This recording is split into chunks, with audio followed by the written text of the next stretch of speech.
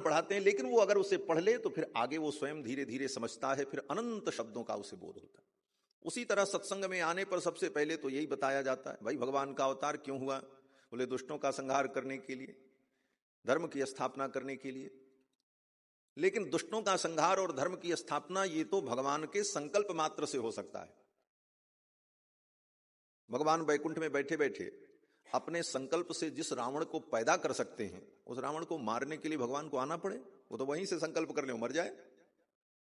जो भगवान अनंत अनंत सृष्टि उत्पन्न करते हैं, वे भगवान संकल्प कर लें वैकुंठ में बैठकर कि धर्म की स्थापना हो जाए, तो सभी लोग धर्मात्मा हो जाए। तो फिर ये कोई बहुत बड़ा काम नहीं है कि इस काम के लिए भगवान आते हैं। ये तो आते हैं तो ये भी कर लेते हैं, अलग बात है, ये सहायक कार्य है। जैसे कहते हैं ग्रामम गच्छन तृणम स्पृशति, एक प्रयोग है व्याकरण में कि कोई बालक गांव जा रहा था तो बगल में खेत था, तो गांव जा रहा है और खेत में जो फसल लगी है उन फसल को अपने हाथ से ऐसे छू रहा था। तो उसका उद्देश्य उन फसलों को, उन वृक्षों को छूना नहीं है, उसका उद्देश्य तो गांव जाना है। ग्रामम गच्छन तृणम स्पृशति, रास्ते में तृण मिल गया, उसको छू दिया। तो वो छूना एक सहज कार्य था, वो कोई उद्देश्य नहीं था, वो कोई विधेय नहीं था, उद्देश्य तो गांव जाना था। उसी प्रकार भगवान के अवतार का मुख्य उद्देश्य अपने दिव्य गुणों को सार्थक करना है। रावणादि असुरों का संहार तो भगवान के लिए साधारण कार्य है। बहुत से भगवान के ऐसे दिव्य गुण हैं जो गुण वैकुंठ में निरर्थक रहते हैं, उनका कोई उपयोग नहीं होता। क्यों? जैसे भगवान का एक गुण है कृपा। अब वैकुंठ में भगवान किस पे कृपा करें? क्यों? बोले वैकुंठ में कृपा का कोई पात्र होता ही नहीं, वहां तो सभी दिव्य आत्माएं होती हैं, वहां कोई ऐसा दीनहीन होता ही नहीं किसी के ऊपर भगवान कृपा करें। करुणा, किसके ऊपर भगवान दया करें? वहां कोई दया का पात्र नहीं होता। भगवान का गुण है क्षमा, भगवान क्षमा करते हैं, क्षमाशील हैं। वैकुंठ में कोई अपराध ही नहीं करता तो किसको क्षमा करें? तो वैकुंठ में रहकर भगवान के करुणा, कृपा, क्षमा, दया जैसे दिव्य गुण जो हैं वे गुण निरर्थक पड़े रहते हैं, स्टोर में पड़े हैं, उसका कोई उपयोग ही नहीं। तो भगवती महालक्ष्मी कहती हैं प्रभु आपके दिव्य गुण ये निरर्थक हैं, इनका कोई उपयोग नहीं है यहां पर, और आपका गुण निरर्थक हो जाए ये तो ठीक नहीं, इसका कोई उपयोग तो आप करो। तो भगवान कहते हैं वैकुंठ में इसका कोई पात्र ही नहीं, कहां मैं इसका उपयोग करूं? तो भगवती महालक्ष्मी कहती हैं चलो आप भी अवतार ले लो, हम भी अवतार लेने, और संसार में चलकर के प्राणियों के ऊपर कृपा करें, करुणा करें, उनके ऊपर दया करें, उनके अपराधों को क्षमा करें, तो आपके सारे गुण सार्थक हो जाए। तो मूल रूप से अपने दिव्य गुणों को सार्थक करने के लिए भगवान का भूमंडल पर अवतार होता है। यह भगवान के अवतार का मुख्य प्रयोजन है, जो महामनीषियों ने, विद्वानों ने, पुरुषों ने चिंतन किया। और भगवान अयोध्या में चार चार रूपों में प्रकट हुए। कृत्वात्मानं चतुर्विधम पितरम रोचयावास तदा दशरथम नृपम। दशरथ जी को भगवान ने पिता बनाया और चार चार रूपों में भगवान प्रकट हुए। श्री राम, लक्ष्मण, भरत, शत्रुघ्न। श्री रामावतार और भगवान श्री राम का चरित्र इतना व्यापक है कि इतना व्यापक चरित्र भगवान के किसी अवतार का नहीं। और राम जी का आदर्श जन जन का प्रेरणा स्रोत है। भगवान श्री राम का चरित्र हमारे जन्म से लेकर मृत्यु पर्यंत हमारे जीवन के हर पहलू को स्पर्श करता है और प्रेरणा देता है। इसीलिए आज भी किसी के घर में बालक का जन्म हो तो राम जी के ही जन्म के गीत गाए जाते हैं, ब्याह हो तो राम जी के ही ब्याह के गीत गाए जाते हैं। कृष्ण जी के ब्याह के गीत नहीं गाए जाते। क्यों? बोले कृष्ण के ब्याह में गीत गाया ही नहीं गया। सब जगह लड़ाई मची थी, वहां मारो काटो, ये करो वो करो, पत्नी का हरण करो, वहां तो गीत गाने का मौका ही नहीं। वहां तो रोने वाले लोग थे, किसी के सिर कट रहे हैं, किसी के हाथ कट रहे हैं। गीत तो भगवान श्री रघुनंदन के विवाह में ही गाया गया, इसलिए रघुनंदन के विवाह के ही गीत गाए जाते हैं। किसी से कोई मिलते हैं, अभिवादन भी करते हैं तो लोग यही कहते हैं बाप जी राम राम, सरकार राम राम, जो भी कहते हैं। तो राम राम ही क्यों कहते हैं? कृष्ण कृष्ण, गोविंद गोविंद, शंकर शंकर, दुर्गा दुर्गा, ऐसा कोई नहीं कहता। राम राम ही कहते हैं, जय राम जी की करते हैं। क्यों? बोले राम जी का चरित्र हमारे जीवन में आदर्श चरित्र है।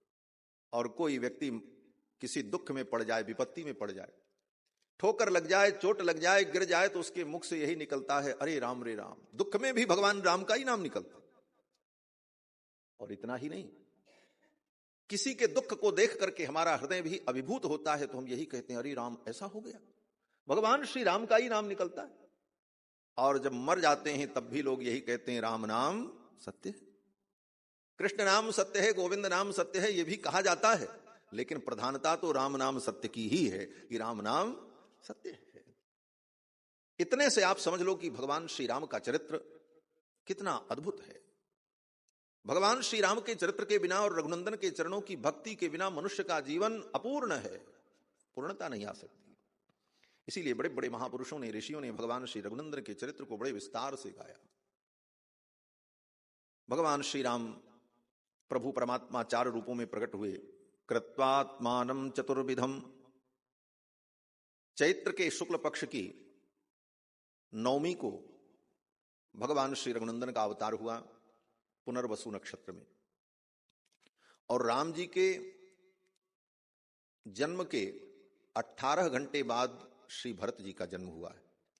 साधारण लोग यही समझते हैं सब चारों एक ही साथ पैदा हुए तुरंत, ऐसा नहीं। राम जी का प्राकट्य हुआ पुनर्वसु नक्षत्र में, और पुनर्वसु नक्षत्र जब समाप्त हो गया, राम जी के अवतार के 18 घंटे बाद पुष्य नक्षत्र जब आया, तो पुष्य नक्षत्र में मीन लग्न में श्री भरत जी का अवतार हुआ। महर्षि वाल्मीकि कहते हैं कि पुष्ये जातस्तु भरतः मीन लग्ने प्रसन्नधीः, पुष्य नक्षत्र के मीन लग्न में श्री भरत जी का अवतार हुआ। और जब पुष्य नक्षत्र समाप्त हो गया, श्लेषा नक्षत्र आया, तब श्लेषा नक्षत्र में श्री लक्ष्मण और शत्रुघ्न का जन्म हुआ। सार्पे जातौ तु सौमित्री कुलीरेभ्युदिते रवौ, दूसरे दिन सूर्योदय के बाद श्री लक्ष्मण और श्री शत्रुघ्न का अवतार हुआ। 4 भाई प्रकट हुए। दशरथ जी महाराज को परम आनंद की अनुभूति हुई। दशरथ जी महाराज ने गायक गुणियों को बुलाया और महान उत्सव मनाया। गायक गुणी तो आए उत्सव मनाने के लिए, लेकिन स्वर्ग के देवता गंधर्व ये पहले से ही तैयारी करके बैठे थे। महर्षि वाल्मीकि कहते हैं कि जगुक्कलम च गंधर्वस्तुश्चप्सरसो गणाः देवदुन्दुभयो नेदुः पुष्पवृष्टिश्च खात्पतत्। देवता गंधर्व आकाश में नृत्य करने लगे। देवता लोग स्वर्ग के दिव्य कल्प वृक्ष के पुष्प की वर्षा करने लगे और आनंद उत्सव हुआ। पूरी अयोध्या में अपार भीड़ एकत्रित हो गई। जो जहां सुनता वहीं से चल पड़ता। दशरथ जी महाराज को बधाई देने के लिए, कौशल्या रानी को बधाई देने के लिए, और महाराज दशरथ ने अपना खजाना खोल दिया, खूब लुटाया। महर्षि वाल्मीकि कहते हैं कि प्रदेयाश्च ददौ राजा सूतमागध वंदिनाम। सूतमागध बंदी जो गायक गुणी थे उनको खूब दान किया दशरथ जी महाराज ने। ब्राह्मणेभ्यो ददौ वित्तम गोधनानि सहस्रशः। ब्राह्मणों को वित्त और धन का दान किया। कितना दान किया? गोस्वामी तुलसीदास जी महाराज कहते हैं अपना सर्वस्व दान कर दिया दशरथ जी महाराज ने। सर्वस्व दान दीन सब काहू, सर्वस्व दान दीन सब काहू, जेहि पावा राखा नहीं ताहू, जेहि पावा राखा नहीं ताहू, सर्वस्व दान दीन सब काहू, सर्वस्व दान दीन सब काहू, सर्वस्व दान दीन सब काहू। सर्वस्व दान दीन सब काहू, जेई पावा राखा नहीं ताहू। दशरथ जी ने सबको सब कुछ दिया, सर्वस्व लुटा दिया, लेकिन विशेषता क्या थी? बोले जेई पावा राखा नहीं ताहू। जो पाया वो भी अपने पास नहीं रखा, उसने भी लुटा दिया, तुम ले जाओ। क्योंकि सब आनंद में मगन थे। जो पाता वो भी लुटा देता। सर्वस्व दान दीन सब काहू, जेई पावा राखा नहीं ताहू। देत सबन मंदिर रितये। दे देकर के लोगों ने अपने घर को खाली कर दिया। देत सबन मंदिर रितये, तुलसीदास पुनि भरे देखियत राम कृपा चितवन चितये। क्या ठाकुर जी की कृपा थी कि लोग अपना घर खाली कर दें और फिर जाकर के देखें तो घर भरा हुआ है। ऐसी अद्भुत कृपा बरस रही थी भगवान की, और कई दिनों तक ये उत्सव चला। एक संत कहते थे कि इतना लुटाया गया और लूटने वाले भी लेकर के दूसरे को दे रहे थे। तो ये हीरे पन्ने पोखराज इतनी बहुमूल्य वस्तुएं लुटाई गई, वो सब वस्तुएं गई कहां? बोले हाँ, ये भी प्रश्न है।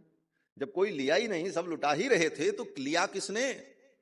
तो संत कहते हैं कि जब अयोध्या में राम जी का जन्म महोत्सव मनाया जा रहा था, स्वर्ग के देवता लोग आए और स्वर्ग के देवताओं ने सोचा कुछ हमको प्रसाद मिल जाए तो मैं धन्य हो जाऊं, और राम जी की न्यौछावर लूट लूट करके देवता लोग लेकर के यहां से गए। मनुष्यों को तो जरूरत थी, मनुष्यों को तो परम धन परमात्मा मिल चुके थे, इसलिए उस धन में, कंकड़ पत्थर में उनकी कोई आसक्ति नहीं थी। लेकिन देवता लोग उस न्यौछावर को ले लेकर के स्वर्ग जा रहे थे। राम निछावर लेन देव हठ होत भिखारी, देवता लोग भिखारी बनकर के गलियों में खड़े थे और राम जी की न्यौछावर लूट लूट करके ले जा रहे थे। ऐसा अद्भुत आनंद अयोध्या में हुआ। और वास्तव में आज भी भगवान श्री रघुनंदन का जन्म महोत्सव जब अयोध्या में होता है, उस समय का वातावरण ऐसा अद्भुत होता है, जो लोग गए होंगे, दर्शन किए होंगे, उनको अनुभव होगा। अद्भुत वातावरण लगता है सतयुग का पदार्पण हो गया है, और जन जन में ऐसा अद्भुत आनंद, चारों तरफ हर्षोल्लास, और मंदिर मंदिर में, घर घर में राम जी के जन्म की बधाई गाई जाती है। अनेक उत्सव होते हैं और पूरी अयोध्या दिव्य राममय हो जाती है। जे ही दिन राम जन्म श्रुति गावही, तीरथ सकल तहां चलिया। जन्म महोत्सव रचहि सुजाना, करहि राम कल कीरति गाना। जन्म महोत्सव का मंडान होता है और सभी लोग भगवान श्री रघुनंदन की कीर्ति का गान करते हैं। श्री राम जन्म महोत्सव की जय। जय जय सीताराम। कई दिनों तक इसी प्रकार से भगवान श्री राम का जन्म महोत्सव चलता रहा। श्री गोस्वामी तुलसीदास जी महाराज वर्णन करते हैं कि राम जी के जन्म महोत्सव को देखने के लिए भगवान सूर्य रुक गए। अयोध्या का आनंद देखकर सूर्य भगवान भी ठहर गए, क्योंकि सूर्य कुल में भगवान का अवतार हुआ है और सूर्य नगरी में बैठ करके हम लोग कथा श्रवण कर रहे हैं। सूर्य भगवान के कुल में भगवान का अवतार हुआ, तो सूर्य भगवान ने देखा कि प्रभु का अवतार मेरे वंश में हुआ है, मैं भी इस उत्सव का आनंद ग्रहण करूं। और सूर्य भगवान आकाश में रुक करके इस उत्सव को देखने लगे, और देखने में इतने मगन हो गए कि भूल गए कि आगे जाना भी है। और 1 महीने तक सूर्य भगवान रुके रहे। परिणाम क्या हुआ? बोले दिन घटा ही नहीं। सूर्य भगवान अगर रुक जाएं तो दिन जहां है वहीं रुक जाएगा, क्योंकि सूर्य का नाम ही है दिनकर, ये दिन करने वाले हैं। जब ये आगे जाएं तब दूसरा दिन हो। सूर्य भगवान चले ही नहीं, 1 महीने तक रुक करके उत्सव का आनंद लेते रहे। तो वो दिन 1 महीने के बराबर 1 दिन हो गया। गोस्वामी तुलसीदास जी महाराज कहते हैं कि मास दिवस कर दिवस भा, मास दिवस कर दिवस भा, मरम न जाना कोई। रथ समेत रवि था केऊ, निशा कवन विधि होई। रथ के सहित सूर्य भगवान रुक गए, रात हुई ही नहीं, 1 महीने के बराबर 1 दिन हो गया और किसी को पता ही नहीं चला। ऐसा अद्भुत आनंद हुआ। 1 महीने जब बीत गए तो दिन मन चले करत गुण गाना, भगवान का गुणगान करते हुए सूर्य भगवान आगे बढ़े। आनंद तो बहुत आया, लेकिन चंद्रमा को बड़ा दुख हुआ। चंद्रमा ने भगवान से कहा, प्रभु मेरे साथ तो अन्याय हो गया। बोले क्यों? चंद्रमा ने कहा कि आपके जन्म महोत्सव का मैं दर्शन नहीं कर सका, 1 महीने तक सूर्य भगवान रुके रहे। ये आगे बढ़ते तब हमारा नंबर लगता। हाँ, सूर्य अस्त हो तब चंद्रमा प्रकट हो। चंद्रमा ने कहा हमारा तो नंबर ही नहीं लगा, हमने तो देखा ही नहीं, हमको ये आनंद नहीं मिला, इस आनंद से आपने हमें वंचित कर दिया। भगवान ने कहा चिंता मत करो, मेरा अगला अवतार चंद्रवंश में होगा और रात्रि में होगा, उस समय मेरे जन्म के समय की लीला का तुम दर्शन करना। चंद्रमा ने कहा ठीक है महाराज, अगला अवतार आपका चंद्रवंश में होगा, लेकिन अभी तो 8 लाख वर्ष प्रतीक्षा करनी पड़ेगी। राम जी के अवतार के 9 लाख वर्ष बाद कृष्ण भगवान का अवतार हुआ। चंद्रमा ने कहा इतने काल तक मैं प्रतीक्षा करूं, इस आनंद से तो आपने हमें वंचित कर दिया।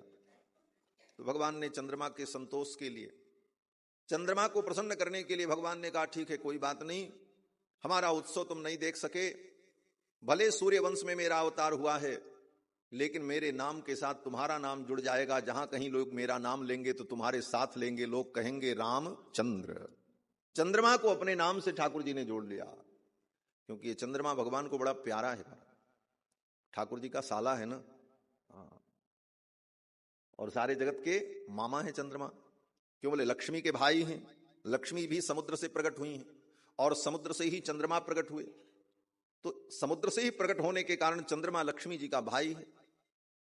इसलिए चंद्रमा सारे जगत के मामा है, लक्ष्मी सारे जगत की मां, तो चंद्रमा सारे जगत के मामा। इसीलिए चंद्रमा लोक मातुलः, चंद्रमा सारे लोक के मातुल हैं, मामा है, और भगवान के साले साहेब हैं। और ऐसे भी साले साहेब से तो बड़ी प्रीति होती, इसलिए भगवान ने कहा ठीक है, जहां जहां हम रहेंगे वहां वहां तुम रहना, हमारे नाम के साथ तुम्हारा नाम जुड़ा रहेगा। बोलो श्री सीतारामचंद्र भगवान की जय। इस प्रकार कई दिनों तक जन्म महोत्सव की लीला चलती रही। धीरे धीरे 11 दिन बीत गए। 12वां दिन जब आया, गुरुदेव वशिष्ठ आए और चारों कुमारों का नामकरण संस्कार किया। अतीत्यैकादशाहं तु नाम कर्म तथा करोत्। 11 दिन बीत जाने पर 12वें दिन, 11 दिन बीत जाने पर 12वें दिन नामकरण संस्कार किया। कृष्णावतार में तो भगवान का नामकरण 12वें महीने में हुआ। कृष्ण भगवान जब 1 वर्ष के लगभग हो गए, तब गुरु श्री गर्ग जी महाराज आए, गर्गाचार्य जी, और उन्होंने कृष्ण और बलराम का नामकरण किया। लेकिन श्री रामावतार में तो 12वें दिन ही भगवान का नामकरण हो गया। अतीत्यैकादशाहं तु नाम कर्म तथा करोत्, वसिष्ठ परम प्रीतो नामानि कुरुते तदा। परम प्रीति से युक्त होकर के गुरुदेव वशिष्ठ ने चारों कुमारों का नामकरण संस्कार किया। कौशल्या कुमार को गोद में लेकर के वशिष्ठ जी ने कहा, राजन, ये आपके जो ज्येष्ठ पुत्र हैं, इनका नाम राम होगा। दशरथ जी ने कहा, राम का अर्थ क्या होता है? नामकरण करे तो नाम का अर्थ भी जानना चाहिए। दशरथ जी ने पूछा, राम का अर्थ क्या है? तो वशिष्ठ जी ने कहा, राम का अर्थ है सबको आनंद प्रदान करने वाला। जो आनंद सिंधु सुख राशि, सी करते त्रैलोक्य सुपासी। जो सबको आनंद प्रदान करते हैं, जो आनंद सिंधु हैं, उनका नाम राम। सो सुख धाम राम अस नामा। जो समस्त सुख के धाम हैं, उनका नाम राम होगा। इसके बाद केकई के पुत्र को गोद में लिया और गुरुदेव वशिष्ठ ने कहा, राजन, इनका नाम भरत होगा। भरतम कैकई सुतम। ये केकई के पुत्र जो हैं, इनका नाम भरत होगा। दशरथ जी ने पूछा, भरत का मतलब क्या है? भरत का अर्थ क्या है? तो गुरुदेव वशिष्ठ ने कहा, भरत का अर्थ है भरने वाला। जो भर दे उसका नाम भरत। क्या भर दे? बैंक भर दे कि तिजोरी भर दे? बोले बैंक और तिजोरी भरने वाले भरत नहीं। बोले तब? बोले भरत का मतलब जो प्राणियों के हृदय को राम प्रेम से भर दे, उसका नाम भरत। भरत चरित करनेम तुलसी जे सादर सुनहि, सीय राम पद प्रेम अवसि होई भव रस बिरत। भरत जी के चरित्र की विशेषता है कि भरत जी के चरित्र का चिंतन करे तो उसका हृदय राम प्रेम से भर जाता है। तो भरत जी भरने वाले हैं, भरतीति भरतः। जो भर दें उनका नाम भरत। लोगों के हृदय को राम प्रेम से भर देते हैं। इसके बाद सुमित्रा जी के ज्येष्ठ पुत्र को गोद में लिया और वशिष्ठ जी ने कहा कि ये सुमित्रा के जो ज्येष्ठ पुत्र हैं, इनका नाम सौमित्रिम लक्ष्मणमिति। ये सुमित्रा के जो बड़े पुत्र हैं, इनका नाम लक्ष्मण होगा। दशरथ जी ने कहा, लक्ष्मण का क्या अर्थ है? तो गुरु जी ने कहा, लक्ष्मण का मतलब जो लक्षण संपन्न हो, जिसके लक्षण बड़े अच्छे हों, उसको कहते हैं लक्ष्मण। लक्ष्मणो लक्ष्मी संपन्न। जो लक्षण संपन्न हो, जिसके लक्षण अच्छे हों, उसको कहते हैं लक्ष्मण। तो दशरथ जी ने कहा कि इनके लक्षण कैसे हैं, क्या लक्षण है? तो वशिष्ठ जी ने कहा, इस बालक का लक्षण इतना सुंदर है कि ये अपने ज्येष्ठ भाई रघुनंदन के चरणों का सेवक होगा और अपने ज्येष्ठ भ्राता रघुनंदन की सर्वविध सेवा करेगा, ऐसे दिव्य लक्षण इसके अंदर है। लक्ष्मणो लक्ष्मी संपन्न। और लक्ष्मण का दूसरा अर्थ यह भी है, लक्ष्य मन, जिसका मन अपने लक्ष्य में लग गया उसका नाम लक्ष्मण। लक्ष्य क्या है? बोले समस्त जीवों के लक्ष्य एकमात्र भगवान है। क्यों? बोले जीव परमात्मा का अंश है। ईश्वर अंश जीव अविनाशी, चेतन अमल सहज सुख राशि। जीवात्मा परमात्मा का अंश है और अंश सदा अपने अंशी की ओर ही जाता है, वही उसका लक्ष्य होता है। प्रकृति में भी आप इसे देख सकते हैं। आप मिट्टी का एक ढेला, कोई वजनी चीज जो पृथ्वी तत्व प्रधान हो, ऐसी वस्तु को ऊपर फेंको तो फिर लौट करके नीचे ही आएगी। क्यों? बोले पृथ्वी उसकी जो अंशी है वो नीचे। पानी को आप गिराओ तो पानी कहां जाएगा? बोले पानी सदा नीचे की ओर जाएगा, क्योंकि पानी पृथ्वी के तल में है, वो अपने अंशी के पास जाता है। वायु, बोले वायु आकाश में चली जाती, क्योंकि वायु तत्व आकाश में है। आप अग्नि जलाओ तो अग्नि की ज्वाला ऊपर जाती है। क्यों? बोले तेज तत्व जो सूर्य है वो ऊपर है, इसलिए अग्नि उधर जाती। तो जो जिसका अंश है वो अपने अंशी की ओर ही जाता है, ये प्रकृति का नियम। तो ये जीवात्मा भी परमात्मा का अंश है और जीवात्मा का एक ही लक्ष्य है कि वो अपने परमात्मा के पास, अपने अंशी के पास पहुंच जाए, आनंद सिंधु को प्राप्त कर ले। इसीलिए चाह करके अथवा न चाह करके सभी प्राणी परमात्मा को ही ढूंढ रहे हैं। अगर आप सूक्ष्म दृष्टि से विचार करो तो ऐसा नहीं है कि केवल सत्संग करने वाले, मंदिर में जाने वाले भक्त लोग ही भगवान को ढूंढ रहे हैं, बाकी भगवान को नहीं ढूंढ रहे। सब भगवान को ही ढूंढ रहे हैं। बस अंतर इतना है कि उनकी दिशा गलत है और उनका मार्ग गलत है। क्यों? बोले बड़े से बड़े नास्तिक से भी पूछो कि तुम अपने जीवन में क्या चाहते हो, तो नास्तिक भी यही कहेगा कि हम परमानंद चाहते हैं, हमको भी आनंद मिले।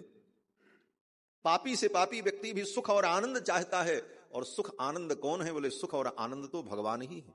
जो आनंद सिंधु सुख राशि, सी करते त्रैलोक्य सुखासी। अंतर इतना है कि वो नास्तिक होने के कारण, धर्म की बुद्धि न होने के कारण वो संसार की वस्तुओं में आनंद को ढूंढता है, जहां आनंद है ही नहीं। उन संसार की वस्तुओं में वो आनंद ढूंढ रहा है।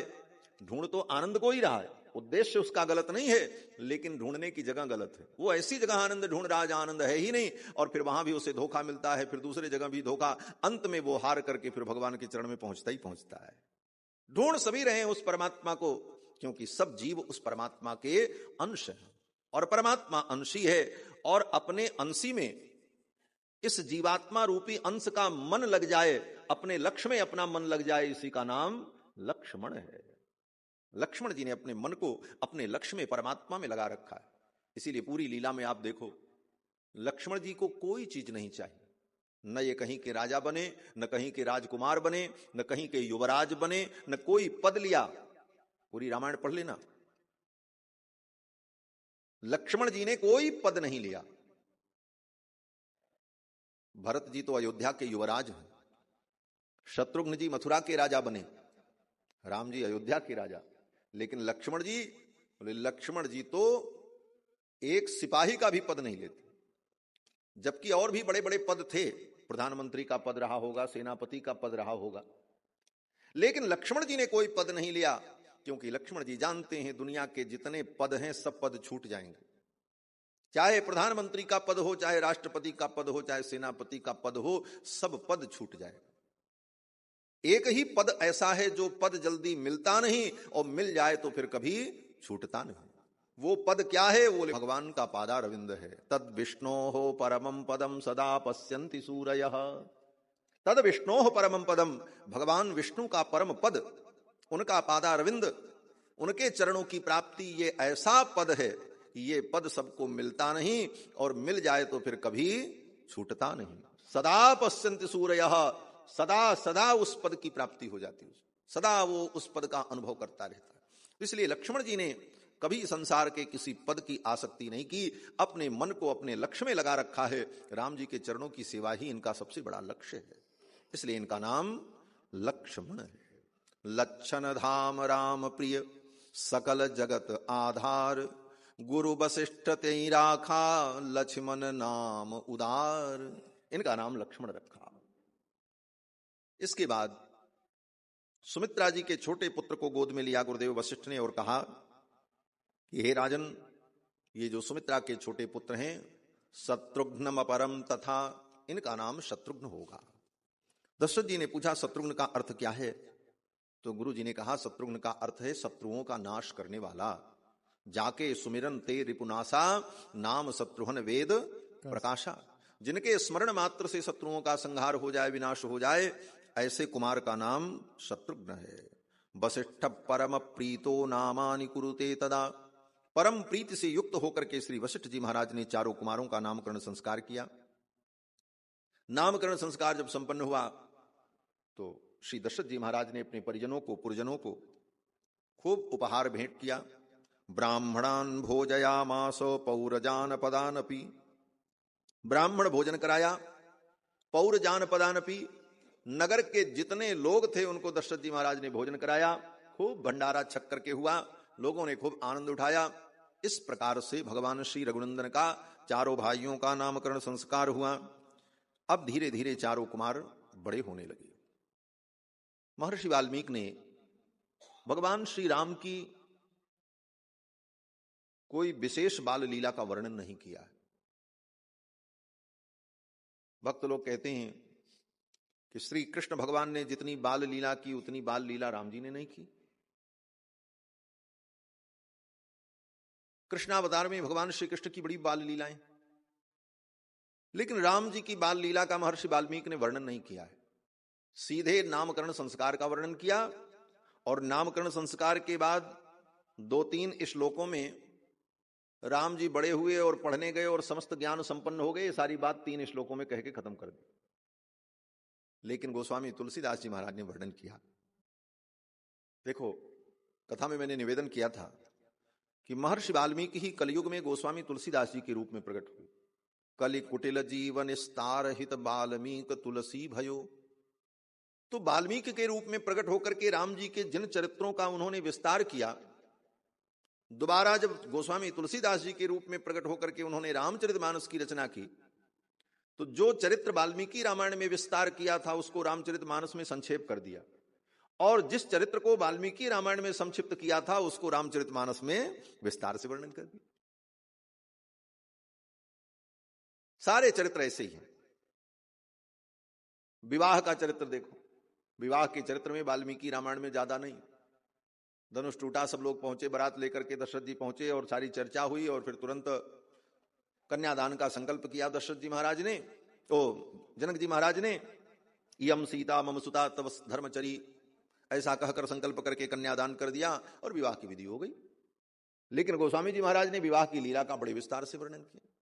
पुष्प वाटिका का वर्णन किया जिसका वर्णन वाल्मीकि जी ने नहीं किया। तो महर्षि वाल्मीकि ने जिन विषयों को संक्षेप में कहा, उन्हीं बातों को गोस्वामी तुलसीदास जी महाराज ने विस्तार से कहा। गोस्वामी जी महाराज कहते हैं कि राम जी ने भी बहुत बाल लीला की। बाल चरित हरि बहु विधि कीना, बाल चरित हरि बहु विधि कीना, अति आनंद दासन कह दीना, अति आनंद दासन कह दीना, बाल चरित हरि बहु विधि कीना, बाल चरित हरि बहु विधि कीना। भगवान ने अनेक प्रकार के बाल चरित्र किए। कई बाल चरित्र का वर्णन गोस्वामी जी ने किया है। एक बाल चरित्र तो राम जी का ये है कि एक दिन मैया कौशल्या भगवान को गोद में लेकर के आंगन में टहल रही थी। रात्रि का समय था, आकाश में चंद्रमा प्रकट थे। चंद्रमा को देख करके भगवान मचल गए और भगवान कहने लगे, ये चंद्रमा मुझे दिला दो। ये लीला कृष्णावतार में भी हुई। श्री सूरदास जी महाराज वर्णन करते हैं कि चंद्रमा को देखकर भगवान कृष्ण मचल गए, मैया मैं तो चंद्र खिलौना नहीं हूं। उसी प्रकार से श्री रघुनाथ जी भी मां कौशल्या गोद में लेकर के टहल रही थी, चंद्रमा को देखा तो भगवान श्री राम मचल गए और मैया से कहने लगे, ये चंद्रमा मुझे दिला दो। गोस्वामी तुलसीदास जी वर्णन करते हैं कि कबहू की शशि मांगत आर करें। चंद्रमा को मांगने के लिए भगवान आर करने लगे, जिद करने लगे, नहीं मुझे तो चंद्रमा लेना है। कबहू की शशि मांगत आर करें, कबहू प्रतिबिंब निहारी डरें। और कभी अपना प्रतिबिंब देख करके ही भगवान डर जाएं, अपनी परछाई देख करके डर जाते। ऐसी बाल लीला भगवान की होती। चंद्रमा को देख करके जिद करने लगे, मुझे चंद्रमा चाहिए। कबहू की शशि मांगत आर करें। मां कौशल्या बड़ी भोली है, मां कौशल्या को चतुराई नहीं आती। तो मां कौशल्या ने कहा, बेटा चंद्रमा बहुत दूर है, मैं इसे कैसे लाऊं, ये संभव नहीं है। राम जी ने कहा, नहीं हमको तो चाहिए। अब मां कौशल्या कैसे समझावें। तब तक महारानी कैकेयी आ गई। महारानी कैकेयी ने कहा, लाओ मैं लाला को समझाती हूं। राम जी को गोद में ले लिया महारानी कैकेयी ने और कहा, बेटा तुम्हें चंद्रमा चाहिए? बोले हाँ हम चंद्रमा लेंगे। मां कैकेयी ने कहा, ठीक है। मां कैकेयी ने इशारा किया। एक दासी को दासी गई, दौड़ी दौड़ी परात लेकर के आई, परात में पानी रखा। श्री रघुनाथ जी ने कहा, ये क्या है, मुझे तो चंद्रमा चाहिए।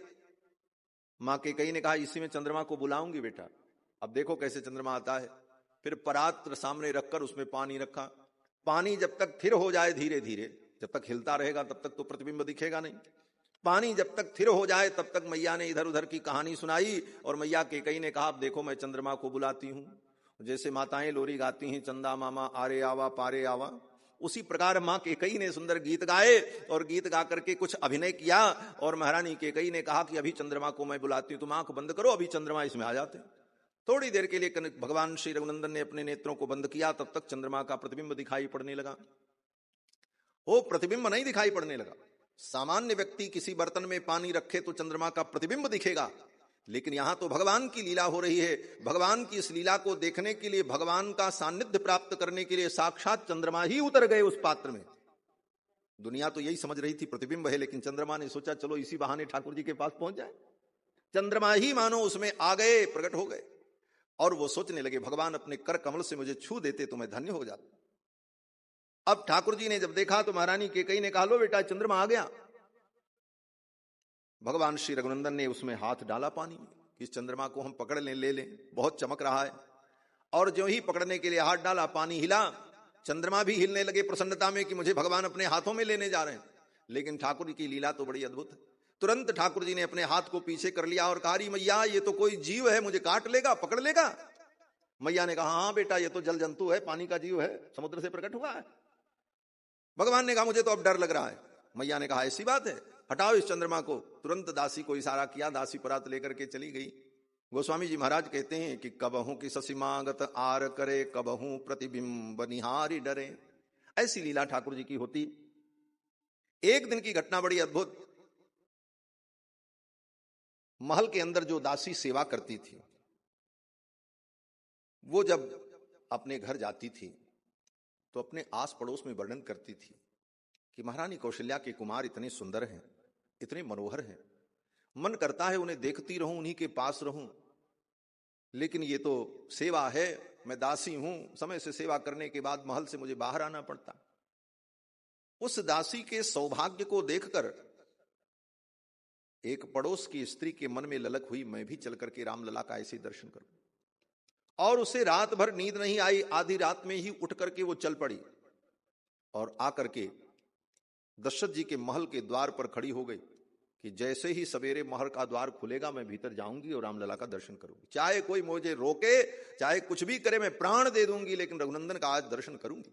रात के 12 बजे से ही आकर के महल के द्वार पर खड़ी हो गई।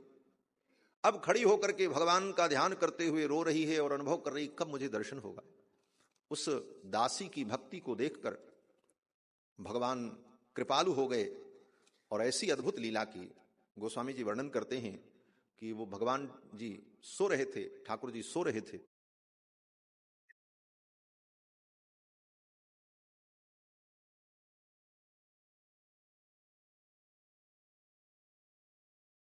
फिर भी रोना बंद नहीं हुआ।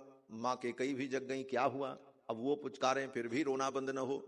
मां कैकेयी, कौशल्या, सुमित्रा, बाकी जितनी माताएं थी सब माताएं जग गईं और लाल जी को चुप कराती हैं, लेकिन इनका रोना बंद नहीं होता। राम जी की 1-2 माताएं थोड़ी थी, 3 माताएं कौशल्या, कैकेयी, सुमित्रा तो प्रसिद्ध हैं। इसके अलावा 350 माताएं थीं भगवान श्री राम। दशरथ जी महाराज की 350 रानियां और 3 पट रानियां थी, और पद्म पुराण के अनुसार तो 700 रानियां थी दशरथ जी। और भगवान की ऐसी लीला कि उन रानियों के मन में होता कि मैं पुत्रवती नहीं हुई, ये रघुनंदन मेरे पुत्र होते, मैं इनको पैपान कराती, इन्हें दूध पिलाती। तो भगवान ने उन सभी माताओं के मनोरथ को पूर्ण किया। ठाकुर जी प्रकट हुए मां कौशल्या के गर्भ से, भरतलाल जी केकई के गर्भ से, और लक्ष्मण और शत्रुघ्न मां सुमित्रा के गर्भ से। लेकिन इन बालकों को देखकर उन माताओं के हृदय में भी इतना वात्सल्य प्रकट हुआ कि सभी माताओं के पयोधर में दुग्ध आ गए। और ठाकुर जी को जब दूध पीने का मन करे किसी माता की गोद में चले जाएं और मां उनको दूध पिलाती थी, ऐसा आनंद होता था। सभी माताओं ने अपना पैपान कराया रघुनंदन को, और सब माताओं को भगवान ने वही सुख दिया जो सुख महारानी कौशल्या को प्राप्त हुआ, जो सुख महारानी केकई को प्राप्त हुआ। सभी माताओं को भगवान ने वही सुख प्रदान किया। वो सब माताएं जग गईं और महल में हलचल मच गई। रात्रि में रघुनंदन का रोना बंद नहीं हो रहा। दशरथ जी महाराज भी उठ गए, चिंता हो गई, हुआ क्या? सब चिंतित हो गए, माताएं चिंतित हो गई, दशरथ जी महाराज चिंतित। दशरथ जी महाराज ने कहा, लाओ मैं चुप कराता हूं। दशरथ जी महाराज गोद में लेकर के भगवान श्री रघुनंदन को टहलने लगे आंगन में। जब टहलने लगे तो राम जी ने सोचा अब काम बन जाएगा। माताएं जब मुझे गोद में लेती हैं तो मैं माताओं के वश में होता हूं, लेकिन जब पिताजी मुझे गोद में लेते हैं तो पिताजी मेरे वश में होते हैं। मैं जो चाहता हूं वो पिताजी करते। दोनों के भाव में अंतर था। दशरथ जी महाराज ने जब गोद में ले लिया तो राम जी ने सोचा अब काम हो जाएगा। रोते ठाकुर जी द्वार की ओर इशारा करते, उनके इशारा को देख करके दशरथ जी ने कहा, हाँ बेटा इधर चलें। बोले चलो। अब लेकर के आगे बढ़े। एक ड्योढ़ी पार की, दूसरी ड्योढ़ी पार की। ठाकुर जी इशारा करते जाते हैं, करते करते 7 ड्योढ़ी पार करके महल के द्वार पर दशरथ जी आ गए। रात्रि के 2 बज रहे थे, द्वार बंद था। प्रहरी लोग जो प्रहरा दे रहे थे ऊपर खड़े थे, उन प्रहरियों ने देखा कि महाराज अर्धरात्रि में यहां क्या बात है। उतर करके नीचे आए। उन प्रहरियों ने कहा, महाराज क्या बात है? दशरथ जी ने कहा द्वार खोला जाए। सेवकों ने कहा अर्धरात्रि में महल का द्वार खोलना? महाराज ने कहा मेरी आज्ञा है, अभी द्वार खोला जाए, क्योंकि लाल जी की इच्छा है। ठाकुर जी बार बार द्वार की ओर इशारा कर रहे थे, और ज्यों ही प्रहरियों ने द्वार खोला तो दशरथ जी महाराज लाल जी को लेकर के जब द्वार से बाहर निकलते हैं तो देखते क्या है, एक दासी भगवान के भाव में विभोर होकर के रो रही थी और महल के द्वार पर खड़ी थी। उस दासी को दर्शन देने के लिए भगवान महल के अंदर से चल करके द्वार तक आ गए पिताजी के साथ। श्री गोस्वामी जी महाराज इस चरित्र का वर्णन करते हैं कि अवधेश के द्वार सकार गई, सुत गोद के भूपति लय निकसे।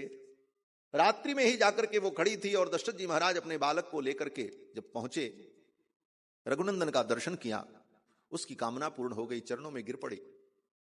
और उस दासी को देखते ही भगवान किलकारी मार करके हंसने लगे, उनका रोना बंद हो गया। दशरथ जी महाराज बड़े प्रसन्न हुए। दशरथ जी ने कहा, अरे दासी मांग, तुझे क्या चाहिए? तुझे देखते ही मेरा लाला हंसने लगा, इसका रोना बंद हो गया। आज तू जो मांगेगी वो मैं तुझे दूंगा।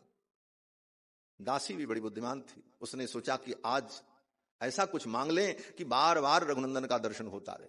दशरथ जी ने कहा, मांगो क्या चाहिए? मेरे लाला को तूने प्रसन्न किया है। तो उस दासी ने हाथ जोड़ करके कहा, प्रभु महाराज आप अगर देना चाहते हो तो यही दे दो कि महल की सेवा मुझे प्रदान कर दो, मैं महल में रहूं और आपके लाला का नित्य दर्शन करती हूं। तुरंत उस दासी को दशरथ जी महाराज ने अपने अंतःपुर में नियुक्त कर दिया नित्य सेवा में, और इस प्रकार उस दासी के ऊपर भगवान ने कृपा की।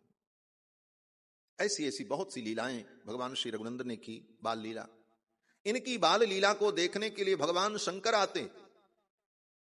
गोस्वामी जी महाराज वर्णन करते हैं, स्वयं भगवान शंकर ने कहा भी, पार्वती जी को जब कथा सुना रहे थे, राम कथा, तो बाल लीला का वर्णन करते हुए भगवान शंकर ने कहा, देवी एक चोरी तो मैंने आपसे बताई ही नहीं।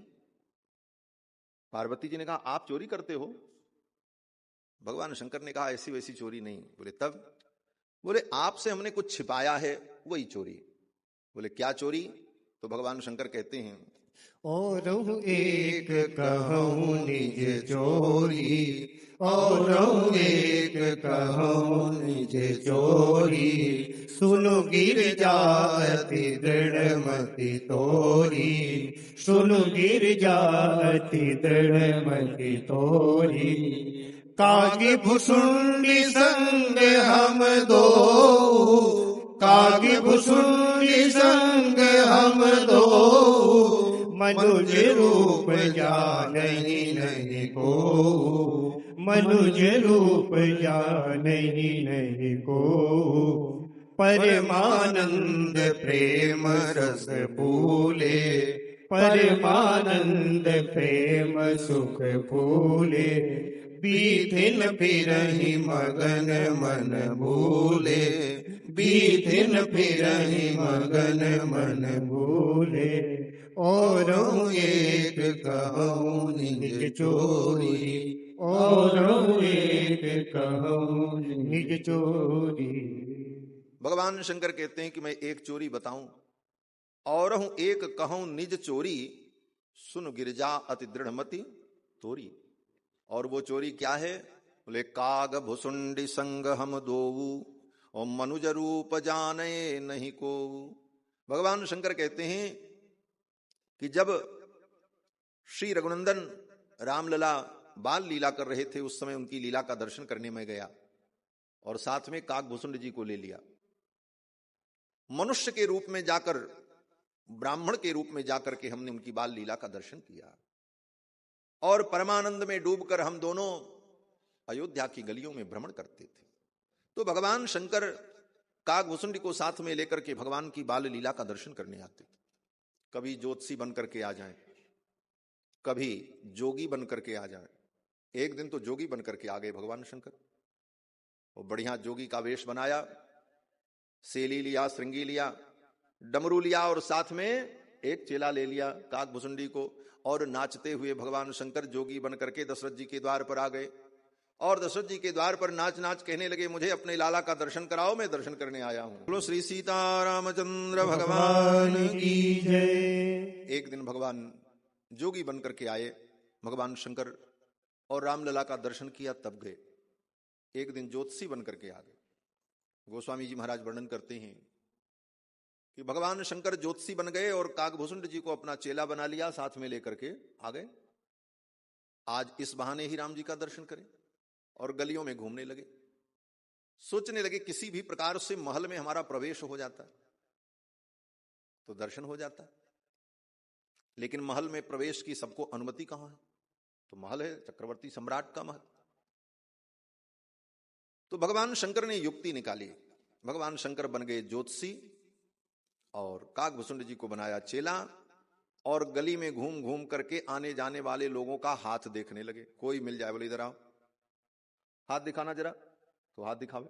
हाँ, तुम्हारे भाग्य में तो ये लिखा है, ऐसा हुआ था, सब सही सही वर्णन कर दें। भगवान शंकर तो भूत भविष्य वर्तमान को जानने वाले। जब सब वर्णन करें तो लोगों को आश्चर्य होने लगा, ऐसा ज्योतिषी तो हमने देखा नहीं। धीरे धीरे पूरी अयोध्या में चर्चा फैल गई। क्या चर्चा? गोस्वामी तुलसीदास जी लिखते हैं कि अवध आजु आगमी एक आयो, करतल निरख कहत सब गुणगन बहुतन परिचो पायो। हाथ देख करके सारे गुण बता देते हैं। अब तो धीरे धीरे चर्चा हो गई चारों। संजोग से ये चर्चा महल के अंदर तक पहुंच गई। महारानी कौशल्या को पता चला। भगवान शंकर तो यही सोच रहे थे कि किसी प्रकार भीतर से निमंत्रण आवे तभी प्रवेश होगा, और इस कला का उपयोग किया। महारानी कौशल्या को जब पता चला तो महारानी कौशल्या ने एक दासी से कहा, जाओ ज्योतिषी जी को बुला के ले आओ, हम भी देखें वो ज्योतिषी जी कौन है, इतनी बढ़िया बात बताते हैं। अब तो महल से जब निमंत्रण आया तो भगवान शंकर बड़े प्रसन्न हो गए, गदगद हो, और दासी उन्हें बुला करके ले आई। महारानी कौशल्या ने सुंदर आसन पर उनको विराजमान किया, पूजन किया, बासन बसन देवायो, सुंदर वस्त्र आभूषण भेंट किया, और उसके बाद कहा, महाराज आप बड़े अच्छे ज्योतिषी हो, भूत भविष्य वर्तमान सब जानते हो। भोले बाबा ने कहा, हाँ। बोले तो मेरे बेटे का हाथ देख करके बताओ, मेरे बेटे के भाग्य में क्या है। माताओं को अपने भाग्य की चिंता नहीं होती, अपने बच्चों के ही भाग्य की चिंता हो। मेरा बेटा क्या करेगा, कैसे बड़ा होगा, क्या क्या इसके जीवन में होगा, ये जानने की उत्सुकता होती। महारानी कौशल्या के मन में भी यही उत्सुकता थी। उन्होंने अपने लाला को गोद में लिया और कहा, महाराज मेरे बालक का हाथ देखकर कि इसका भविष्य बताओ। बाकी भविष्य तो मुझे नहीं जानना है, लेकिन एक बात जरूर जाननी है, मेरे लाला का ब्याह कहां होगा। माताओं को अपने बेटे के ब्याह की बड़ी चिंता हो। तो मां कौशल्या को भी बड़ी चिंता। मां कौशल्या ने पूछा, बाबा ये जरूर बताना कि मेरे छोरे का ब्याह कहां होगा और कब होगा। भगवान शंकर तो बड़े प्रसन्न हुए। भगवान शंकर ने कहा, ठीक है मैया, हम सब बताएंगे, लेकिन एक काम करना होगा। मैया कौशल्या ने कहा, क्या? बोले बाबा ने कहा, अपने लाला को हमारी गोद में दे दो। एक बार तो मां कौशल्या चौंक गई। बोले ये जोगी बाबा सन्यासी मेरे बेटे को गोद में ले कहीं कुछ तंत्र मंत्र कर दिया तब क्या होगा। लेकिन फिर भोले बाबा ने कहा, मां आप डरो मत, आपका लाला अद्भुत है, आप अपने लाला को मुझे गोद में दे दो, तब मैं इसका हाथ देखूं, क्योंकि मैं बूढ़ा हो गया हूं और इतनी दूर से इसके हाथ की रेखाएं मैं देख भी नहीं पाऊंगा। हाँ, चश्मा भी घर भूल गया हूं। उस दिन तो उस जमाने में तो चश्मा होता ही नहीं था। लेकिन भोले बाबा ने कहा, देखो देखो हम बूढ़े हो गए हैं और दिखाई पड़ता नहीं, इसलिए लाला को हमारी गोद में दे दो तो हम देखें। मैया कौशल्या ने लाल जी को भगवान शंकर के गोद में दे दिया। भोले बाबा ने जब गोद में लिया, भगवान के श्री अंग का स्पर्श प्राप्त करके भगवान शंकर को ब्रह्मानंद की अनुभूति हुई। कुछ क्षण के लिए तो उनको समाधि लग गई। भगवान शंकर आनंद में डूब गए, समाधिस्थ हो गए। और फिर जब समाधि से बाहर निकले तो वर्णन करने लगे। क्या वर्णन किया? पहले जन्म का प्रसंग वर्णन किया। जन्म प्रसंग कहो कौशिक मिस, पहले जन्म के प्रसंग का वर्णन किया। जन्म तो पहले ही हो चुका है राम जी का। ज्योतिषी लोगों का यही काम होता है, जब किसी का हाथ देखेंगे तो पहले भूतकाल की घटना बताएंगे। कभी ऐसा हुआ था तो सही ठहर गई तो आदमी को विश्वास हो जाएगा कि हाँ ये सही बताते हैं। फिर आगे वाली बात चाहे झूठी भी बताते हैं तो आदमी को विश्वास हो जाएगा, क्यों? आगे वाली आगे आएगी, अभी तो कौन पता है किसको। तो भूतकाल की बात अगर सही ठहर गई तो ज्योतिषी की ज्योतिष विद्या काम कर जाती है। तो भगवान शंकर ने भी वही किया, पहले भूतकाल की बात बताई। जन्म प्रसंग कहो, जन्म के प्रसंग को बताया कि मां इनका जन्म ऐसे ऐसे हुआ, इन इन परिस्थितियों में हुआ, ये मुहूर्त था, ये लग्न था, ऐसा था वैसा था। मैया ने कहा, हाँ बाबा ये सब सही है, आप तो एकदम अद्भुत बता रहे हो। बोले अब ये बताओ कि इनका विवाह कब होगा। तो भोले बाबा ने कहा कि जब ये 12 वर्ष के हो जाएंगे तो एक महात्मा आएंगे, श्री विश्वामित्र जी महाराज, और विश्वामित्र जी आएंगे और इनको अपने यज्ञ के लिए लेकर के जाएंगे। और फिर उन्हीं के साथ ये जनकपुर जाएंगे और जनकपुर में सीता जी का स्वयंवर होगा और वहीं स्वयंवर में इनके द्वारा धनुर्भंग होगा और सीता जी इनके गले में बरमाला डालेंगी और जनकपुर में इनका विवाह होगा। सब बता दिया भगवान शंकर ने। जन्म प्रसंग कहो कौशिक मिस सीय स्वयंवर गायो। सीय स्वयंवर तक की कथा भविष्यवाणी भगवान शंकर ने बता दी। मां कौशल्या के कई सुमित्रा बड़ी प्रसन्न हुई। और भोले बाबा जब लाल जी को गोद में लेकर के उनका हाथ देख रहे थे तो भोले बाबा के बगल में उनके चेला काकभूषुंड जी भी बैठे थे। तो उनके तरफ ठाकुर जी का चरण था, तो भगवान का चरण ही लेकर के सहला रहे थे और देख रहे थे, आनंद का अनुभव कर रहे। तब तक भगवान के चरण की रेखा को काकभूषुंड जी ने देखा और बोल पड़े, मैया इनके चरण में ऐसी रेखा है कि इनको बन जाना पड़ेगा। अब तो मैया चौंक गई। मैया चौंक गई और भगवान शंकर भी सोचने लगे ये तो काम गड़बड़ हो गया, अब तो मैया मुझे भगा देगी, दर्शन भी नहीं होगा। मैया ने कहा, क्या बोलता है आपका चेला महाराज, मेरे लाला को वन में क्यों जाना पड़ेगा? ये राजाधिराज के पुत्र हैं, राजकुमार हैं, राजकुमार को वन में जाने की क्या जरूरत?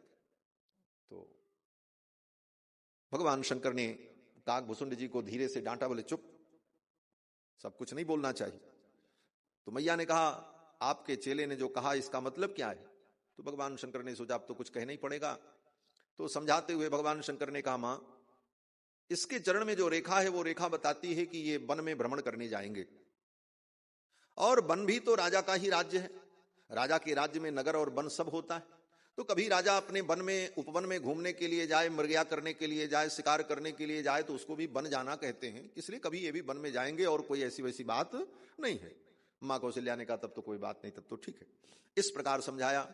मां कौशल्या ने कहा फिर आगे क्या होगा? तो भगवान शंकर ने कहा कि आगे की बात फिर कभी बताएंगे, फिर आएंगे तो आगे की बात बताएंगे, अब तो यहीं तक समझो। और इतना आनंद हुआ, मां कौशल्या ने खूब दक्षिणा भेंट की, महाराज भोजन कराया। भगवान शंकर बड़े गदगद हुए और इस प्रकार भगवान का दर्शन करके भोले बाबा विदा हो गए। ऐसी अद्भुत अद्भुत बाल लीलाएं भगवान करते हैं। एक दिन मैया ने लाला को स्नान कराया और स्नान करा करके नूतन नवीन वस्त्र धारण करा करके पालना में पौंढाया।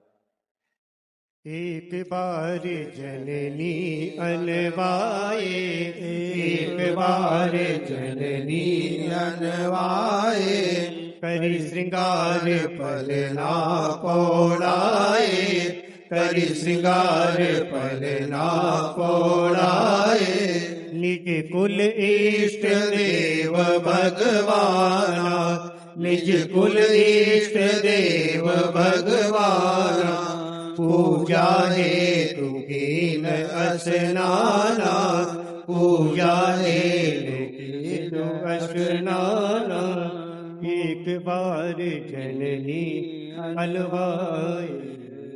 एक बार मां कौशल्या ने भगवान को स्नान कराया, एक बार जननी अनवाए। इसका मतलब ये मत समझना कि एक ही बार मैया ने स्नान कराया भगवान को। स्नान तो रोज ठाकुर जी का होता था, लेकिन गोस्वामी तुलसीदास जी महाराज जब कहीं किसी पंक्ति में एक बार शब्द का प्रयोग करते हैं तो उसका मतलब होता है यहां कुछ अद्भुत चरित्र का वर्णन करने जा रहे हैं, इसलिए एक बार शब्द का प्रयोग करते हैं। एक बार का मतलब ये नहीं कि एक ही बार मैया ने स्नान कराया बाकी कभी स्नान नहीं कराया, ये मत समझना। जैसे भगवान शंकर कथा सुनने हमेशा जाते थे, कभी किसी महर्षि के यहां, कभी किसी संतों के आश्रम में, जब मौका मिल जाए तो भगवान शंकर भी जाकर के कथा सुनते। लेकिन एक बार त्रेता युग माही शंभु गए कुंभज रिच पाई, क्यों बोले वहां से कुछ नई घटना घटित होने वाली है, इसलिए एक बार शब्द का प्रयोग किया। एक बार त्रेता युग माही और शंभु गए कुंभज ऋषि पाही। दशरथ जी महाराज को अनेक प्रकार की चिंता होती थी, राज्य कैसे चलेगा, कौन सी व्यवस्था कैसे होगी। लेकिन जब पुत्र की चिंता हुई तो गोस्वामी जी कहते हैं कि एक बार भूपति मन माही भई गलानी मोरे सुतनाही। वहां भी एक बार, तो वहां एक बार का मतलब बोले अब कुछ लीला होने वाली है। एक बार शब्द का जहां गोस्वामी जी प्रयोग करते हैं वहां पर कुछ अद्भुत लीला का वर्णन कर। पंचवटी में भी भगवान श्री राम विराजमान थे, रावण की बहन शूर्पणखा आई तो गोस्वामी जी वहां वर्णन करते हैं कि सूपनखा रावण कर बहिनी दुष्ट हृदय दारुण जस अहिनी और पंचवटी सो गई एक बार पहुंची। ऐसे तो पंचवटी वो कई बार आई थी, लेकिन एक बार कहने का मतलब बोले अब कुछ होने वाला है अद्भुत। ये एक बार शब्द का प्रयोग गोस्वामी जी रामायण में जहां जहां करते हैं वहां कुछ अद्भुत चरित्र होता है। तो वैसा ही संकेत यहां पर कि एक बार जननी अनहवाए, मां कौशल्या ने भगवान को स्नान कराया और करी श्रृंगार पलना पौढ़ाए, श्रृंगार करके पालना में पौढ़ा दिया। ठाकुर जी पालना में झूलने लगे। जग पालक झूली रहे पड़े पड़े पालना, छटा को निहारी जरा होश को संभालना। पालना में ठाकुर झूल रहे हैं, ऐसी अद्भुत झांकी है। पीत पीत झंगुली और श्वेत श्वेत पहुंचिया, हिलत बाह प्यारी लगे नीलमणि कोचिया। पीले रंग का झबला पहना रखा है मैया ने, हाथों में सुंदर पहुंची है, कमर में करधनी, नन्हे नन्हे हाथ को और पांव को भगवान पालना में लेटे लेटे हिला रहे हैं। हाथ की मुट्ठियों को ऐसे बांधे हुए हैं और पैर ऐसे ऐसे हिला रहे हैं। ये क्या लीला है? बोले संसार के प्राणियों को संकेत कर रहे हैं भगवान, ऐ संसार के प्राणियों, तुम्हारा भूत भविष्य वर्तमान सब मेरी मुट्ठी में बंद है, तुम्हारे पास कुछ नहीं है। ये बाल लीला में भी ऐसा दिव्य अद्भुत उपदेश है भगवान का कि संसार के प्राणियों, तुम्हारा भूत भविष्य वर्तमान सब मेरी मुट्ठी में है। जीव कहता महाराज मेरा भाग्योदय कब होगा, ये मुट्ठी कब खुलेगी? तो भगवान अपने नन्हे नन्हे चरणों को हिलाते हुए कहते हैं इन चरणों की शरण ग्रहण करोगे तभी तुम्हारा कल्याण होगा। ये तात्पर्य है। माम एकम शरणम ब्रज। भगवान श्री कृष्ण महाभारत के युद्ध में अर्जुन को संपूर्ण गीता सुनाने के बाद जो रहस्य बताते हैं, क्या रहस्य है?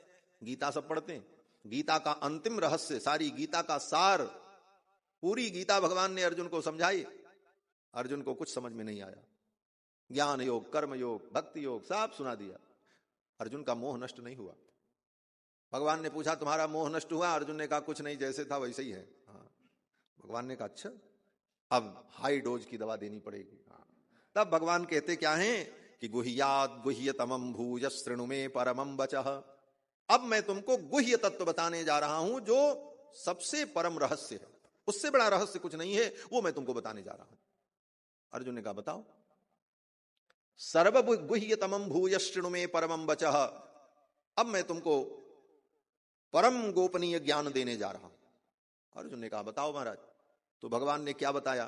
18वें अध्याय में अंतिम ज्ञान भगवान ने अर्जुन को यही दिया कि तुमको अगर कुछ समझ में नहीं आ रहा है तो सब बातें छोड़ो। सर्वधर्मान परित्यज्य माम एकम शरणम ब्रज, मेरी शरण में आ जाओ बस। अहम का सर्व पापेभ्यो मोक्षयिष्यामि, मैं तुमको समस्त पापों से मुक्त कर दूंगा, तुम चिंता मत करो। तुम केवल एक काम करो, सब छोड़ करके मेरी शरण में आ जाओ। ये शरणागति है भगवान की, और शरणागति ही श्रीमद् भगवत गीता का अंतिम लक्ष्य है, अंतिम उपदेश है। तो जो उपदेश शरणागति का भगवान ने कृष्णावतार में महाभारत युद्ध में अर्जुन को बताया, उस उपदेश को भगवान पालना में लेटे लेटे रघुनंदन बता रहे हैं। संसार के प्राणियों, तुम्हारा भाग्य भूत भविष्य वर्तमान मेरी मुट्ठी में है। इन चरणों की शरण ग्रहण करोगे, माम एकम शरणम ब्रज, तब तुम्हारा भाग्योदय होगा। ये भगवान की बाल लीला। मैया ने श्रृंगार करके पालना में पहुंचा दिया। पलना पौढ़ाए, और मैया ने सोचा कि लाला पालना में तब तक खेले और तब तक मैं भगवान की पूजा कर लूं। तो मैया अपने इष्ट देवता, कुल देवता श्री रंगनाथ भगवान की पूजा करने के लिए जाती। पूजा, भगवान की पूजा के लिए स्वयं स्नान किया, पवित्र वस्त्र धारण किया।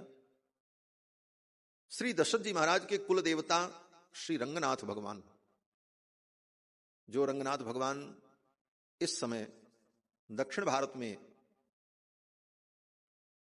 तमिलनाडु में तिरुचिनापल्ली जनपद में कावेरी नदी के मध्य में विराजमान है, जिसको श्री रंगम धाम कहते हैं।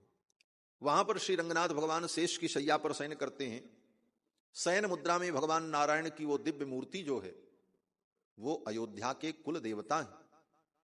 महाराज इक्ष्वाकु को ब्रह्मा जी ने वो मूर्ति प्रदान की थी, और महाराज इक्ष्वाकु के काल से लेकर के राम जी के काल पर्यंत रंगनाथ भगवान की पूजा अयोध्या में हुई। जब विभीषण जी महाराज राम जी के राज्याभिषेक के बाद लंका जाने लगे, तो विभीषण जी बड़े दुखी थे। विभीषण जी को जाने का मन नहीं था, लेकिन भगवान ने विदा किया, बोले नहीं आप जाओ, लंका का राज्य संभालो। विभीषण जी ने कहा आपका दर्शन नहीं होगा, आपकी पूजा मैं कैसे करूंगा, आपका दर्शन मुझे कैसे होगा। तो भगवान श्री राम ने रंगनाथ भगवान की वो मूर्ति विभीषण जी को दे दी। लोगों ने कहा रघुनंदन, ये अयोध्या नाथ थे, अनादिकाल से अयोध्या के यही नाथ थे, सभी राजाओं ने इनकी पूजा की। ये अयोध्या के कुल देवता, अयोध्या के नाथ, और इनको आप विभीषण के साथ विदा कर रहे हो। तो राम जी ने मुस्कुराते हुए कहा आज तक ये अयोध्या नाथ थे, अब आगे से हम अयोध्या नाथ रहेंगे। हम तो है ही है, रंगनाथ भगवान ही तो रघुनाथ हैं। इसीलिए भगवान शंकर ने जब स्तुति की तो यही कहा बार बार बर मांगहूं हर्ष देव श्री रंग। रंग माने रंगनाथ, रंगनाथ और राम में कोई अंतर नहीं है, रंगनाथ ही रघुनाथ। तो भगवान श्री रघुनंदन ने कहा अब हम ही अयोध्या के नाथ कहलाएंगे, इसलिए अब इनको तो विदा कर देते। विभीषण जी महाराज रंगनाथ भगवान को लेकर के चल पड़े। वो रंगनाथ भगवान की मूर्ति, शयन मूर्ति जो है, अद्भुत है। कभी दर्शन करना। वो किस धातु की बनी है वो किसी को पता नहीं, क्योंकि संसार के किसी कारीगर ने उनको नहीं बनाया। सीधे ब्रह्मा जी ने वो मूर्ति इक्ष्वाकु को दिया था, और इक्ष्वाकु के बाद हजारों लाखों वर्षों तक अयोध्या में उनकी पूजा हुई, और बाद में विभीषण जी उनको लेकर के गए। और वो मूर्ति मंदिर बनाने के बाद मंदिर में नहीं रखी गई। कभी जाना तो दर्शन करना। जितना बड़ा मंदिर का दरवाजा है उससे कई गुना बड़ी मूर्ति है। मंदिर बनाने के बाद उसके अंदर मूर्ति को प्रवेश कराया ही नहीं जा सकता, और वो मूर्ति मंदिर के दीवाल में ही चिपकी हुई है। कारण बोले जिस मंदिर में रंगनाथ भगवान विराजमान हैं उस मंदिर के सहित ब्रह्मा जी ने दिया था इक्ष्वाकु मनु को। उसका नाम है विमान। आद्यमेतत् स्वयं व्यक्तम विमानम रंग संज्ञकम। रंगनाथ भगवान का वो दिव्य विमान, उस विमान के सहित ही भगवान ब्रह्मलोक से सीधे इक्ष्वाकु मनु के पास आए थे, और उसी रूप में अयोध्या में विराजमान थे। और जब विभीषण जी को दिया तो विभीषण जी विमान के सहित भगवान को लेकर के लंका जा रहे। समुद्र के तट तक पहुंचते पहुंचते रंगनाथ भगवान की इच्छा हुई, ये भारत जैसी पवित्र भूमि छोड़ करके जाना ठीक नहीं, और समुद्र यात्रा करना भी ठीक नहीं, हम तो भारत में ही रहेंगे। इस भारत की भूमि से परमात्मा को कितना प्रेम है, जयति भारत वर्ष देशः यस्य पावन भूमि भागे क्रीडितुम वांछति परेश। इस भारत भूमि की धन्यता देखो कि परमात्मा भी इस भूमि पर क्रीड़ा करने के लिए तरसते हैं। मुझे मौका मिले मैं अवतार लेकर के लीला करूं। इसीलिए दुनिया में कहीं भगवान का अवतार नहीं हुआ, भगवान का अवतार हुआ तो भारत में ही हुआ। अन्य धर्मों में भी लोग भगवान को मानते हैं, अपने अपने हिसाब से भगवान का नामकरण उन लोगों ने कर रखा है। ईश्वर को तो सब मानते हैं, चाहे गाड कहें चाहे अल्लाह कहें कुछ भी कहें, लेकिन उन लोगों की भी मान्यता है कि भगवान ने अवतार नहीं लिया, उनके देश में भगवान नहीं आए। भगवान के दूत आए, पैगंबर आए, लेकिन भगवान नहीं आए। भगवान तो केवल भारत में आते, भगवान का अवतार भारत में होता है। और बौद्ध धर्म में बुद्ध को भगवान माना, वे भी बुद्ध भगवान कहां आए, बोले भारत में ही अवतरित हुए, क्योंकि ये भारत देवभूमि है। तो श्री रंगनाथ भगवान ने विचार किया भारत छोड़ करके जाना ठीक नहीं। भगवान भी भारत छोड़ करके नहीं जाना चाहते, और आज भारत के लोग भारत छोड़ करके विदेश में बसने में अपना गौरव समझते हैं, विदेश चले जाएं तो बड़ा अच्छा हो जाएगा। ऐसी पावन भूमि को छोड़ करके क्या, हवा पानी रोटी मकान तो जो वहां मिलेगा वो यहां भी मिलेगा, तुम्हारे प्रारब्ध में जो होगा। इसलिए भगवान श्री रंगनाथ लंका नहीं गए, भगवान श्री रंगनाथ जी महाराज वहीं विराजमान हो गए। विभीषण जी से कहा कि अब आप यहीं आकर के मेरी पूजा कर लिया करना। हाँ, विभीषण जी ने कहा ठीक है। तो रंगनाथ भगवान वहीं विराजमान हो गए। आज भी ब्रह्म मुहूर्त के पहले श्री विभीषण जी महाराज प्रतिदिन आते हैं और रंगनाथ भगवान की पूजा करके चले जाते हैं, क्योंकि विभीषण जी आज भी हैं, वो तो चिरंजीवी हैं ना, लंका के राजा हैं। और कौन सी लंका, बोले ये लंका नहीं जो भारत के नक्शे में नीचे दिखाई पड़ती है, छोटी सी लंका, वो लंका नहीं, वो तो सिंघल द्वीप है, उसका वाल्मीकि रामायण में वर्णन है, वो सिंघल द्वीप है। लंका जो है विभीषण जी की लंका, रावण की जो लंका थी, वो लंका भारत की दक्षिण सीमा से रामेश्वरम से 1200 किलोमीटर की दूरी पर, वाल्मीकि रामायण में जो वर्णन है। क्योंकि भारत की दक्षिण सीमा से लेकर के लंका तक जो राम जी ने सेतु बनाया था, वो सेतु कितना बड़ा था, बोले 1200 किलोमीटर लंबा और 120 किलोमीटर चौड़ा। इतना बड़ा सेतु भगवान श्री राम ने 5 दिन में बनाया था, मात्र 5 दिन। आज जिसको लोग राम सेतु कहते हैं वह भी राम सेतु का ही अंग है, लेकिन पूरा नहीं है, वो एक टुकड़ा बचा है, केवल बस एक किनारा बचा है बस। क्यों, बोले उस सेतु को स्वयं भगवान ने तोड़ दिया था। लंका विजय के बाद भगवान श्री राम ने विभीषण से कहा लंकेश इस सेतु को नष्ट करना पड़ेगा। विभीषण जी ने कहा क्यों, बोले अगर ये सेतु बना रहा तो तुम्हारी लंका असुरक्षित हो जाएगी, और तुम्हारी लंका में कोई उत्पात हो ये मुझे स्वीकार नहीं, क्योंकि तुम हमारे हो। और भगवान ने स्वयं अपने पैर से दबा करके उस सेतु को जमीन में धंसा दिया, भगवान श्री रघुनाथ, जिससे लंका सुरक्षित बनी रहे। तो धंसा देने के बाद, उस सेतु को दबा देने के बाद भी उसका कुछ अंश बचा रह गया, जो आज दिखाई पड़ता है, और जिसे हम राम सेतु कहते हैं, उसकी हम पूजा करते हैं, दर्शन करते हैं। तो लंकापुरी विभीषण की जो है वो भारत की दक्षिण सीमा से 1200 किलोमीटर की दूरी पर, और वहां कोई जा नहीं सकता, वो समुद्र के मध्य में अव्यक्त है, वो किसी को दिखाई नहीं पड़ती, क्योंकि वो राक्षसों की पुरी है। वहां पर राक्षस लोग निवास करते हैं, वहां के राजा श्री विभीषण जी महाराज हैं, वहां मनुष्य की गति नहीं है। तो विभीषण जी महाराज आज भी वहां के राजा हैं, और अभी कल्प के अंत तक रहेंगे, क्योंकि एक कल्प तक विभीषण जी को राज्य करने का वरदान भगवान ने दिया। विभीषण जी जब भगवान की शरण में आए तो राम जी ने यही कहा, करहु कल्प भर राज तुम मम सुमेरौ मन माही, पुनि मम धाम पाइयो जहां संत सब जाहि। एक कल्प तक तुम राज्य करो, उसके बाद मेरे धाम चले आना। तो विभीषण जी महाराज आज भी लंका के राजा हैं, और प्रतिदिन ब्रह्म मुहूर्त के पहले श्री रंगम में आकर, श्री रंगनाथ धाम में आकर रंगनाथ भगवान का दर्शन अर्चन करते हैं। तो वे रंगनाथ भगवान अयोध्या के कुल देवता, उनकी पूजा के लिए मां कौशल्या ने स्नान किया। ठाकुर जी को तो स्नान करा करके, कपड़ा पहना करके पालना में लिटा दिया, और स्वयं स्नान करके रंगनाथ भगवान का पूजन करने चली।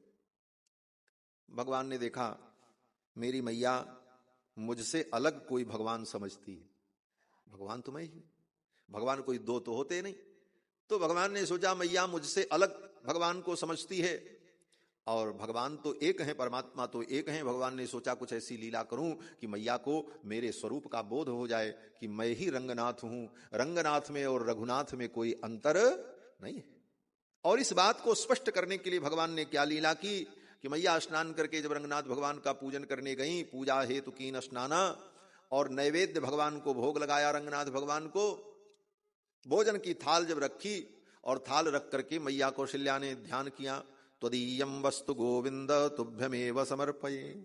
हे गोविंद, ये मैं आपको भोग अर्पित कर रही हूं, आप ग्रहण करो। भगवान को जब भोग लगाया, ध्यान किया और आंख जब खोली मां कौशल्या ने, तो देखती क्या है, मंदिर के अंदर भोग की जो थाली रखी थी उस थाली में से लड्डू निकाल करके रामलला जी खा रहे। भैया तो चौंक गई, अरे ये मेरा छोरा यहां कैसे आया? इसको तो मैंने पालना में लिटाया था, ये तो अभी चल भी नहीं सकता, अपने से अपनी करवट भी नहीं बदल सकता, तो यहां कैसे आ सकता? ये तो मेरा छोरा है। नहीं नहीं, ये मेरा छोरा नहीं हो सकता, चलो मैं देखूं। और दौड़ती हुई मां कौशल्या जाकर के पालना में देखती तो पालना में रामलला जी लेटे लेटे मुस्कुरा रहे थे। मैया ने कहा जब मेरा लाला यहां है तो वहां कैसे? भगवान मानो कहना चाहते हैं, मैया मुझे चलने के लिए हाथ पांव की जरूरत नहीं पड़ती, ये तो संसार के प्राणियों को चलने के लिए, कुछ करने के लिए हाथ पांव की जरूरत पड़े। भगवान की विशेषता क्या है? बोले बिनु पग चलई सुनई बिनु काना, कर बिनु कर्म करहि विधि नाना, आनन रहित सकल रस भोगी, बिनु वाणी बक्ता बड़ जोगी। ये ब्रह्म की विशेषता है।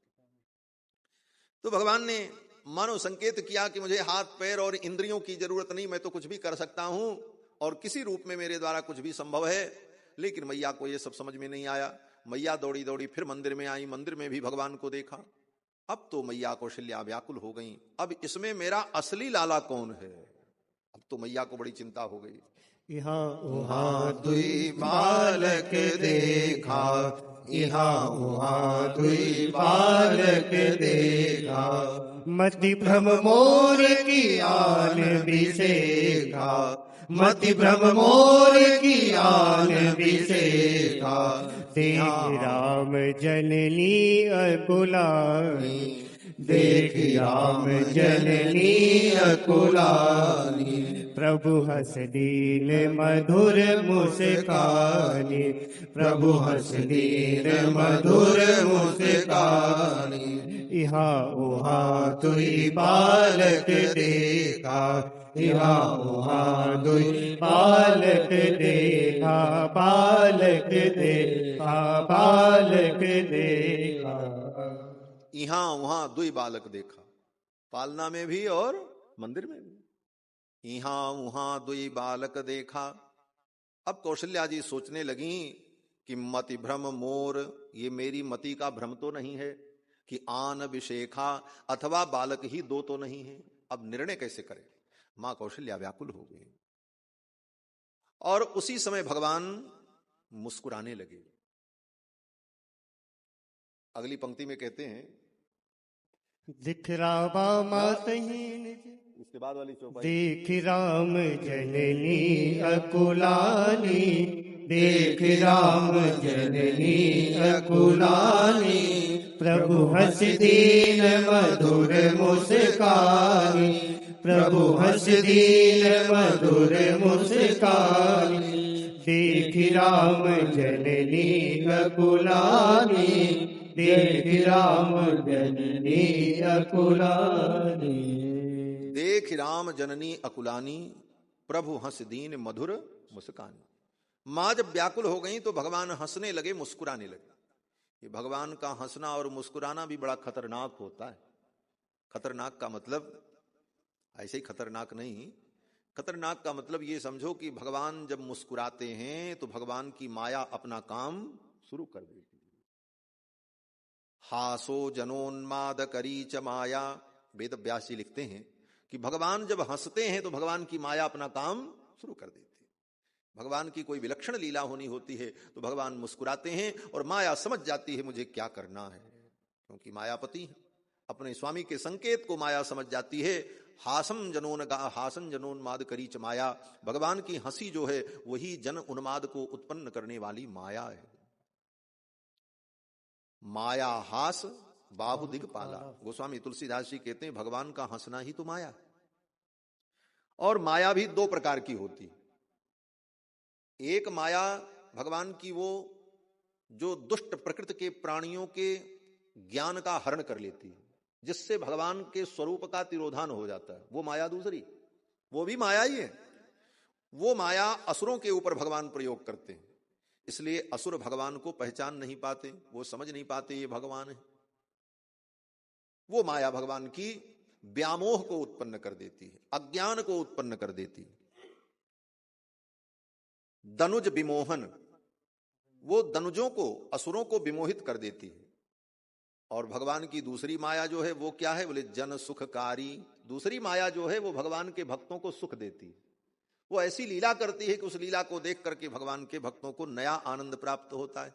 दनुज विमोहन जन सुखकारी, दुष्ट प्रकृति के प्राणियों को मोह में डाल देती है भगवान की मां, अपनी लीला के द्वारा उस ज्ञान को तिरोहित कर देते हैं।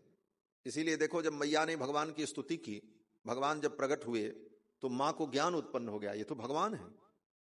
तो गोस्वामी जी क्या लिखते हैं कि उपजा जब ज्ञाना, मां कौशल्या को ज्ञान उत्पन्न हो गया, अरे ये तो भगवान है।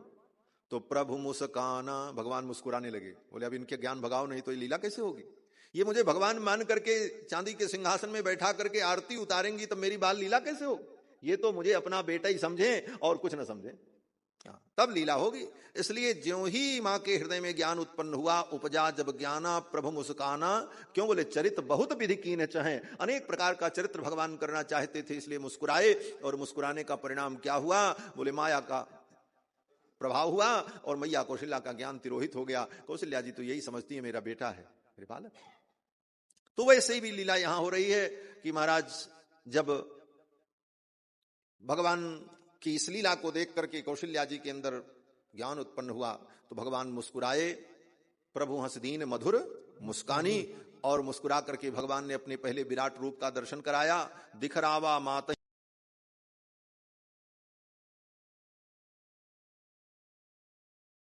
ने अपने विराट रूप का दर्शन कराया मैया कौशल्या को। मां कौशल्या ने देखा भगवान के एक एक रोम में अनंत अनंत ब्रह्मांड।